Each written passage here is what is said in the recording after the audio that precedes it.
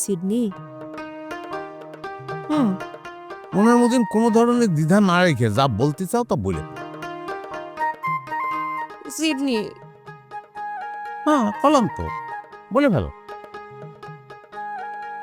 মানে তোমার করতে চাচ্ছিলাম কি, এটা তো ভালো যন্ত্রণা হলো। এই পামেলা, তোমার মানুষ কিন্তু খামাখা ঝামেলা করে না, ঝামেলা কর যথেষ্ট কারণ আছে। থাক যথেষ্ট কারো পোক আমার ঝামেলা। আজ আমি সত্যি সত্যি তোমার সাথে ঝামেলা করতে আইছি। তাহলে করো, ঝামেলা শুরু করে দাও।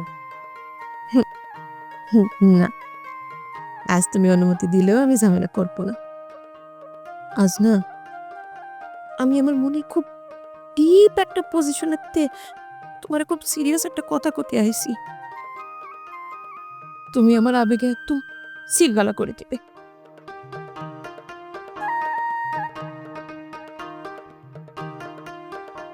আমি কি কইছি তুমি খুব বুঝতে পারতেছো? বুঝতেই পারতেছি আর পারতেছিও না। আমার মনে হয় তোমার আবেগটা তুমি ডেলিভারি করে গেল।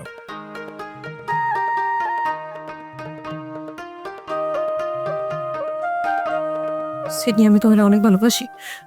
আমি সত্যি তোমার ছাড়া বাঁচবো না। আরে এই এই কি করতেছো? আরে কেউ দেখে ফেলালে তো সমালোচনার বন্যা বয়ে যাবে, তুমি ছেড়ে দাও। না না, আমি চাই সবাই দেখুক আমি তোমায় কত ভালোবাসি। সমালোচনা বোন না কেন, একটা সাইক্লোন ভয় দেখ।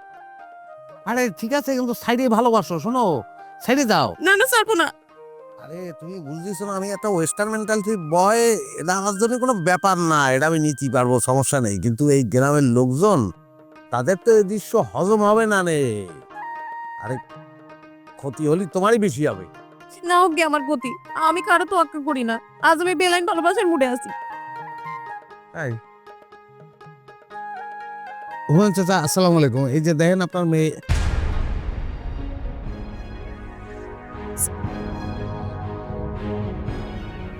কাজটা তুই একেবারে ভালো করলি না সিডনি। কি ভেবেছি আমার হাত থেকে আমার পালাই গেলে সারা জীবনের জন্য মুক্তি পেয়ে যাবি? কোনোদিন না। এই পামেলারে তোর ভালোবাসতেই হবে, বাসতেই হবে।